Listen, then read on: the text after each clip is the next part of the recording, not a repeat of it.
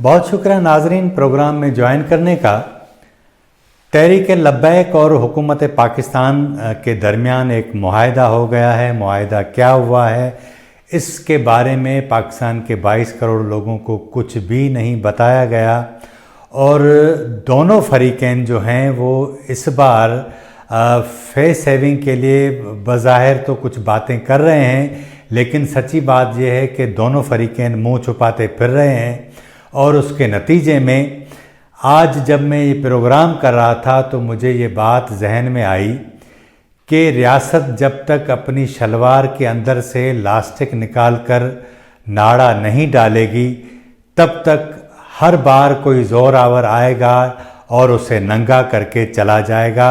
रियासत भले ये समझती रहे कि कमीज़ उसके ऊपर पहनी हुई है उसने अपने ऊपर वाले हिस्से के ऊपर, लेकिन हर बार शलवार उतरने का ये सिलसिला जो है अब बराए मेहरबानी बंद होना चाहिए। प्रोग्राम में आगे बढ़ने से पहले हमारे वो नए नाजरीन जिन्होंने अभी तक हमारे चैनल को सब्सक्राइब नहीं किया वो हमारे चैनल को सब्सक्राइब कर लें ताकि आने वाले दिनों में हम जैसे ही नई वीडियो अपलोड करें तो उसका नोटिफिकेशन फौरी तौर पर आपको मिल जाए। प्रोग्राम में आगे बढ़ते हैं। 12 रबीउल अव्वल के बाद लाहौर में मस्जिद रहमतुल आलमीन जो तहरीक लब्बैक का मरकज़ है वहाँ तहरीक लब्बैक के कारकुनान बैठे रहे और उसके बाद ये सिलसिला शुरू हुआ और उसके नतीजे में जर्नेली सड़क यानी जीटी रोड जो है वो तकरीबन कोई 10 रोज़ तक बंद रही। पंजाब की वो उसको शहरग आप कह सकते हैं, माशी शहरग, वो मुकम्मल तौर पर पैरालाइज रही और उसके नतीजे में हुकूमत को जिस तरह परेशान होना चाहिए था वो नज़र भी आई। लेकिन जो सबसे अहम बात है वो ये थी कि वफाकी काबीना का इजलास हुआ, उसके बाद कौमी सलामती कमेटी यानी उस कौमी सलामती कमेटी के अंदर तीनों जो सर्विसेज चीफ्स हैं यानी तीनों फ़ौज के जो सरबराह होते हैं, आर्मी चीफ समेत ये तमाम जो अफसरान हैं मौजूद होते हैं, तमाम इंटेलिजेंस एजेंसीज़ के सरबराहान मौजूद होते हैं। पाकिस्तान का ये सबसे बड़ा हाईएस्ट फोरम है जिसके अंदर ये फ़ैसला किया गया कि पाकिस्तान की रियासत अपनी रिट को किसी सूरत चैलेंज नहीं करने देगी। वफाकी वज़ीर शेख रशीद जो वज़ीर दाखिला हैं उन्होंने एकदम पैंतरा बदला और जिस तरह उन्होंने प्रेस कॉन्फ्रेंस की उन्होंने कहा कि बैन ऑर्गेनाइजेशन है, उन्होंने कहा कि भारत की एजेंट है तहरीक लब्बैक, उन्होंने कहा कि कोरिया से भी और मुख्तलिफ ममालिक से उनके सोशल मीडिया जो है वो हैंडल हो रहे हैं, चलाए जा रहे हैं। इसके अलावा उन्होंने कहा कि करोड़ों रुपए जो है वो तहरीक लब्बैक को दिए गए। फवाद चौधरी साहब जो हुकूमत के तर्जमान हैं उन्होंने भी यही बातें कही। उन्होंने कहा कि हम किसी सूरत एक जो है वो मिलिटेंट ऑर्गेनाइजेशन को रियासत की रिट को चैलेंज करने की इजाज़त नहीं देंगे, पाकिस्तान की रियासत को कमज़ोर न समझा जाए। लेकिन 2 दिन बाद कल इतवार के रोज़ ये सारी जो सूरत-हाल हुई वो बड़ी ड्रामाई हुई और एक मिनट के अंदर सूरत-हाल तब्दील होती रही और उसके नतीजे में शाम तक पता चला कि मुआहदा हो गया। वफाकी वज़ीर जो हैं ख़ारजा शाह महमूद कुरैशी उन्होंने स्पीकर समेत दीगर वज़रा और जो तहरीक लब्बैक के फ़रीक़ैन हैं उनके हमरा प्रेस कॉन्फ्रेंस की। उसमें उन्होंने सहाफ़ियों के सवालात के जवाबात नहीं लिए। इसी तरह वज़ीर इत्तलाआत फवाद चौधरी साहब उन्होंने तहरीक इंसाफ की कोर कमेटी का जो इजलास था उसके बाद मीडिया से बात की। उसमें सिर्फ उन्होंने ये कहा कि मुआहदा जल्द सामने आ जाएगा, लेकिन उसके अलावा उन्होंने इस पर मज़ीद बात करने से इनकार कर दिया। इस वक्त सूरत-हाल ये है कि वफाकी वज़रा हों, हुकूमत के जो लोग हैं वो इस बारे में बात करना नहीं चाहते, टेलीविज़न स्क्रीन पर नहीं आ रहे। उसके साथ साथ जो सबसे अहम बात हुई वो ये हुई कि मुफ्ती मुनीबुर रहमान उन्होंने कहा कि हमने फ़्रांस के सफ़ीर की मुल्क बदरी का मुतालबा किया ही नहीं था। वो फवाद चौधरी के ऊपर भी खुलकर बोले। उन्होंने कहा कि शेख रशीद और फवाद चौधरी को मुंह का बवासीर है, इस तरह की उन्होंने बातें की। شدید تنقید کی، لیکن جو سب سے اہم بات ہے وہ یہ ہے کہ جس طرح ریاست کی رٹ کو چیلنج کیا گیا، ہمارے پولیس افسران شہید ہوئے، درجنوں کی تعداد میں ہمارے پولیس افسران زخمی ہوئے، پولیس کے نوجوان زخمی ہوئے، کوئی ایک وزیر تک ان شہداء کے گھروں میں نہیں گیا۔ یہ ایک الگ بات ہے کہ فوج کے افسران ان شہداء کے ورثاء تھے، لواحقین تھے، ان کے گھر گئے، ان سے اظہار یکجہتی کیا، ان کی مالی مدد بھی کی۔ اب جو سب سے اہم بات ہے وہ یہ ہے کہ انتہائی اہم بات ہے وہ یہ ہے کہ اتوار کے روز جب یہ معاہدہ ہونے جا رہا تھا، تقریباً 10:30 11 بجے پی آئی ڈی میں پریس کانفرنس رکھی گئی اور اس میں یہ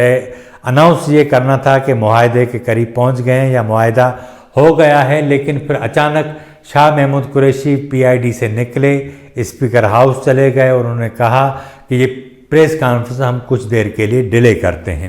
ڈیلے ہو گئی اور یہ پریس کانفرنس شام کو 6 بجے ہوئی، لیکن اس کے اندر جو سب سے اہم کہانی ہے جو سننے کے لائق ہے وہ یہ ہے کہ ایک تصویر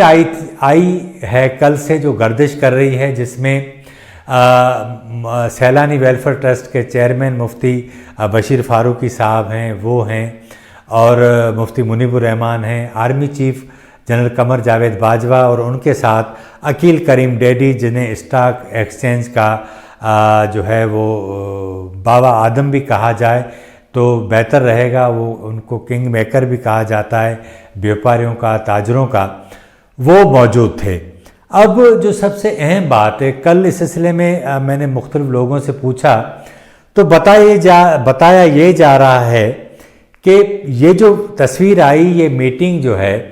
پہلے ہوئی تھی آرمی چیف کے ساتھ، اور اس میں جو سب سے اہم بات ہے وہ یہ ہے کہ آرمی چیف سویلین کپڑوں کے اندر ہیں، شلوار قمیض انہوں نے پہنی ہوئی ہے، اور جو سب سے اہم بات ہے دوسری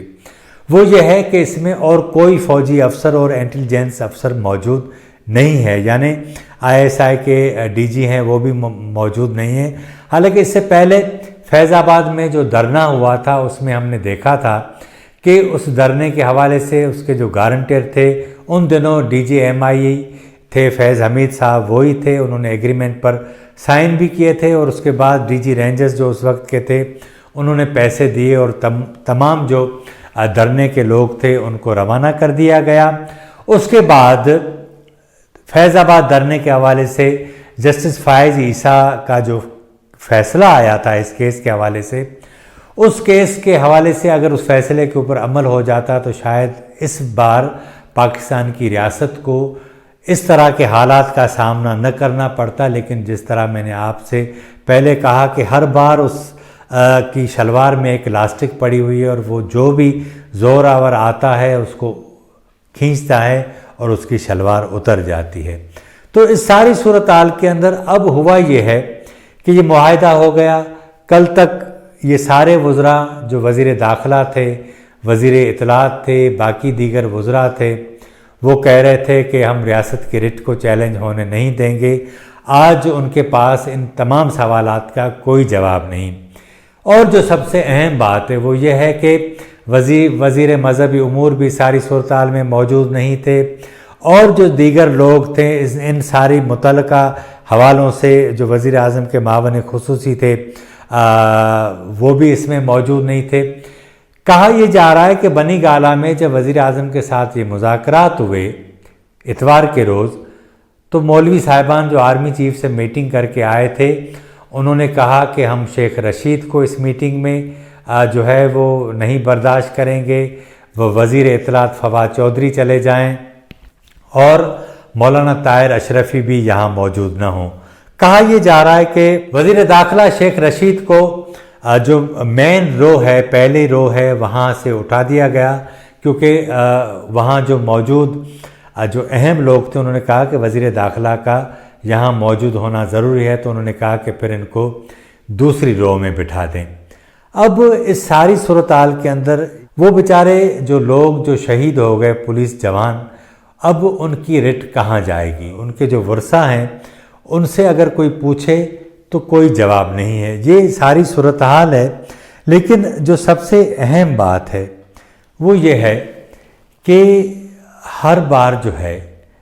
اب ان لوگوں سے کس طرح جان چھڑائی جائے۔ ریاست کے اندر جب تک قانون کی اجارہ داری نہیں ہوگی تب تک یہ صورتحال پیدا ہوتی رہے گی۔ پاکستان کی ساری صورتحال کے نتیجے میں مجھے ایک قصہ یاد آ رہا ہے، میں چاہ رہا ہوں کہ پروگرام کے آخر میں آپ کے ساتھ یہ شیئر کر دیا جائے۔ ایک دیہاتی بندہ ایک شہر میں آیا، بڑی پگڑی باندھی ہوئی تھی، اور جب بازار سے وہ جا رہا تھا تو اچانک اسے ٹھوکر لگی، پگڑی جا کر دور گری، تو اس نے شرمندگی کے باعث بے ساختہ کہا کہ ہائے رے جوانی۔ پھر اس نے پگڑی اٹھائی، آگے پیچھے دیکھا کوئی نہیں تھا، پگڑی کو جاڑا اور کہا کہ جوانی میں بھی یہی کالا منہ تھا۔ آج کے پروگرام میں اتنا ہی۔ ہمارے چینل کو لائک کریں، شیئر کریں اور اس پر اپنی رائے کا اظہار ضرور کریں۔ مجھے اجازت دیجیے۔